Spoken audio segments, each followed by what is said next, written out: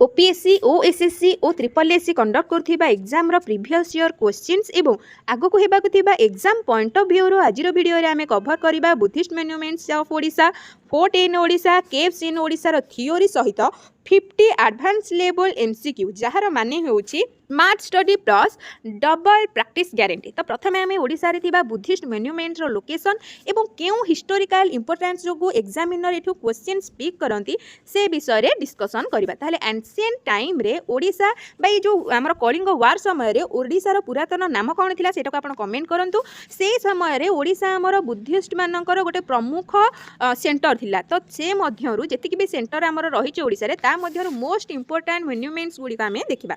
Exam point of view जे गुडी हमर most important से monuments गुडा आमे देखिबा। तो प्रथमे हमर रहिछि धौली स्तूप जहा कि हमर भुवनेश्वर ठारे अवस्थित एवं दया नदी कूल रे अवस्थित। ए क्वेश्चन बारंबार आसीछि कि धौली स्तूप केउ नदी कूल रे अवस्थित। आउ एक क्वेश्चन आसे कि केउ नदी ठारे बा केउ नदी कूल रे हमर कलिंग वार हेइथिला। यार आंसर मध्ये होछि हमर दया नदी कूल रे कलिंग वार हेइथिला। ताले हिस्टोरिकल इंपोर्टेंट मध्ये होछि ए कलिंग वार रो गोटे साइड जोंटा कि हमर 261 बीसी रे होइथिला। एवं आउ गोटे हिस्टोरिकल इंपोर्टेंस कोन ना एठी गोटे अशोकंकर रॉक एडिक्ट्स मध्ये अवस्थित अछि। एहार निर्माण हमर जापान बुद्ध संघ सहित कलिंग निप्पन मिसिकी 1972 मसीहा रे करिथिले। एवं एहाकु आमे पीस पगोडा बा शांति स्तूप नाम रे परिचित। काहे कि एहाकु आपण माने कमेंट करंतु केउ कारण जोगु आमे शांति केउ कारण जोगु आमे धौली स्तूप को शांति स्तूप बा पीस पगोडा भाव रे जानिछे। और जाजपुर ठारे अवस्थित एवं एहा हमर नेक्स्ट आमर रही नेक्स्ट आमर रही रत्नगिरी आमर जाजपुर ठारे अवस्थित एवं यह ओडिशार बुद्धिस्ट मानकर एजुकेशनल हब भाव में परिचित। यह विरूपा रिवर वैली निकट में अवस्थित। नेक्स्ट आमर रही रत्नगिरी जहाँ कि आम ओडिशार बुद्धिस्ट एजुकेशनल हब भाव में जानिचु। यह आमर जाजपुर विरूपा नदीर भैली रे अवस्थित। यार निर्माण क्या द्वारा करा ना यार निर्माण करा आमर नरसिंह देव बलादित्य जे कि आमर गुप्त डायनेस्टी थिले तांको द्वारा यार निर्माण करा एवं एही बुद्धिस्ट मॉन्यूमेंट आमर जो ग्रेट सेंटर होउची बुद्धिस्ट तांत्रिक एवं वज्रयान आर्ट रो गोटे ग्रेट सेंटर भाव में यह जनाशुना। एवं एही जो ग्रेट सेंटर सेटा हमर 8 थ्रू 9 सेंचुरी मध्य रे थिला।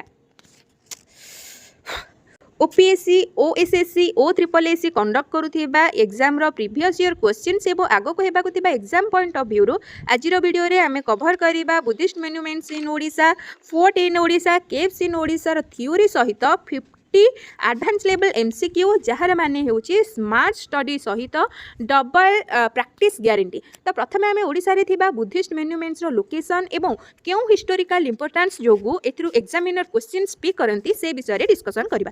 ताले एंशिएंट टाइम रे ओडिशा केउ नाम रे परिचित थिला जेतेबेले हमर कलिंग वार हेतिला सेटा को आपण कमेंट करंतु। तो से समय रे ओडिशा हमर बुद्धिस्ट मानकर गोटे प्रमुख सेंटर थिला। तो सेही सेंटर गुडी का मध्यरु हमर एग्जाम पॉइंट ऑफ व्यू रु जो मॉन्यूमेंट गुडा को इंपोर्टेंट अछि हमें ताको डिस्कस करबा। प्रथम आमर रही धौली स्तूप जहाँ कि भुवनेश्वर ठारे अवस्थित एवं दया नदीर कूल रे अवस्थित अछि। ए क्वेश्चन कॉमन क्वेश्चन धौली स्तूप केउ नदी कूल रे अवस्थित। यह सहित अन्य एक क्वेश्चन मध्य आसे कि केउ नदी कूल रे हमर कलिंग वार करा जायतिला।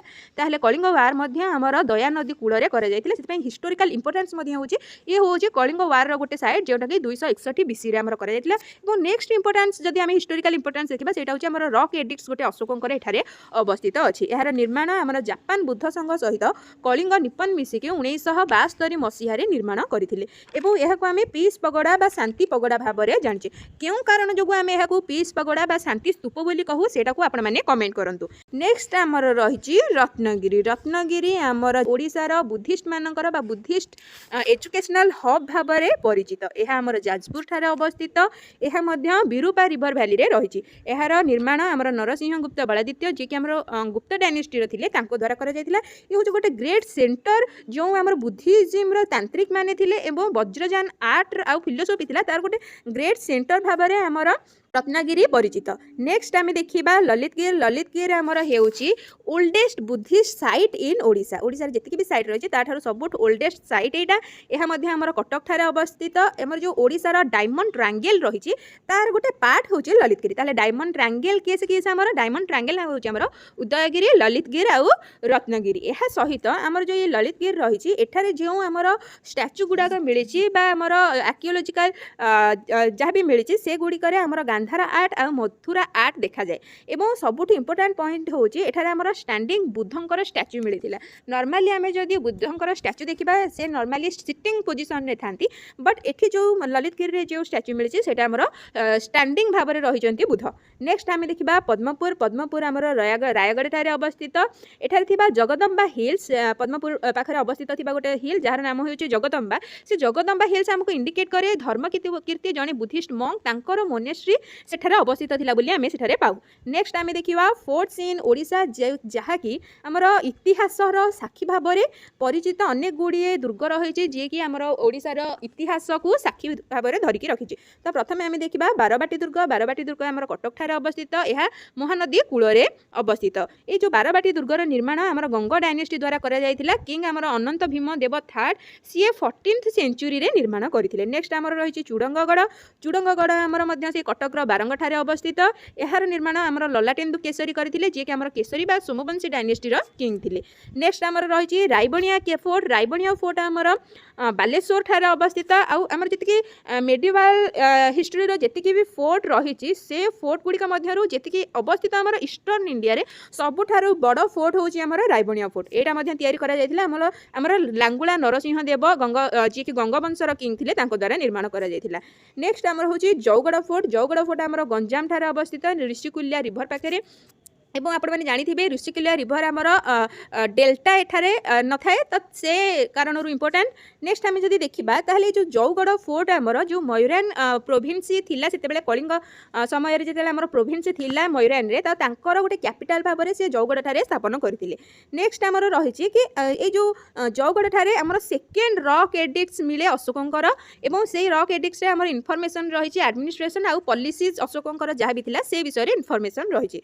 नेक्स्ट आमर हूँ Shishugarh fort. Shishupalgarh fort. Shishupalgarh fort आमर खोर्धा ठारे अवस्थित। आर पीरियड 3rd सेंचुरी रे नहीं 4th सेंचुरी बीसी रे अछि। तार माने होछि जेतेबेले आमर मयूरान पीरियड चलीथिला ता पूर्वरु ए शिशुपालगढ़ दुर्ग आमर निर्माण होइतिला। एवं ए साइट मेनली आमे जानू आर सिटी प्लानिंग पई माने अर्बन सिटी प्लानिंग केवल सिटी प्लानिंग नुह अर्बन सिटी प्लानिंग पई आमे एहा परिचित। नेक्स्ट आमर रही केव्स इन ओडिशा। केव मध्य आमर इंपोर्टाट केव गोटे होछि गुप्तेश्वर केव जोटा कि आमर कोरापुट ठारे अवस्थित। आ एई केव आमर लॉर्ड शिव बा भगवान शिव को डेडिकेट करा जायछि। आ यार जो स्पेशलिस्ट होछि कि यार एटा आमर अंडरग्राउंड वाटर पई फेमस। नेक्स्ट आमर रही खंडगिरी आ उदयगिरी फोर्ट। तो ये खंडगिरी और उदयगिरी आमर भुवनेश्वर ठारे अवस्थित। एवं आम जदि हाथीगुंफा इनस्क्रिप्शन देखा जो पहाड़ उपर आमर खंडगिरी उदयगिरी अवस्थित सेटा को हाथीगुंफा कुमारी पर्वत बोली मेंशन करा जायछि। खंडगिरी हाइट आमर 118 फुट आ से 15टी केव आमर रही। से भली उदयगिरी हाइट होछि 135 फुट से आमर 18टी केव रही। आम जदि देखा ये दुईटी केव आमर इन्फ्लुएंस करुथि बुद्धिज्म आउ जैनिज्म ओडिशा रे थिला सेटा को इन्फ्लुएंस करुछि। नेक्स्ट आम देखा कि लार्जेस्ट केव होछि उदयगिरी रे रानी गुंफा बा क्वीन केव बोली आम जाना। तो हाथी गुंफा ये उदयगिरी रे एक गुंफा रही। हाथी गुंफा से हाथी गुंफा एलिफेंट केव रे गोटे इनस्क्रिप्शन रही। से इनस्क्रिप्शन हूँ खारबेलंकर जो थी कि आमको इनफॉरमेशन मिले विषय में मेन इनफॉरमेशन शासन काल किपर शासन करते कौन कौन जय करते तार मेन इनफॉरमेशन रो सोर्स आमको ये हाथी गुंफा मिली। थियोरिटिकाली आम जब देखा फोर्ट केव आउ बुद्धिस्ट मॉन्यूमेंट्स एतिक आमर रही। जदि एही ओडिशा जीके नोट्स यूजफुल लगी थाए ताहले लाइक कर, सेव कर, सब्सक्राइब कर एवं कमेंट कर। नेक्स्ट जीके टॉपिक ऊपर आसीजिवो एवं जदि एमसीक्यू चाहूचंती ताहले एमसीक्यू आसीजिवो। Thank you.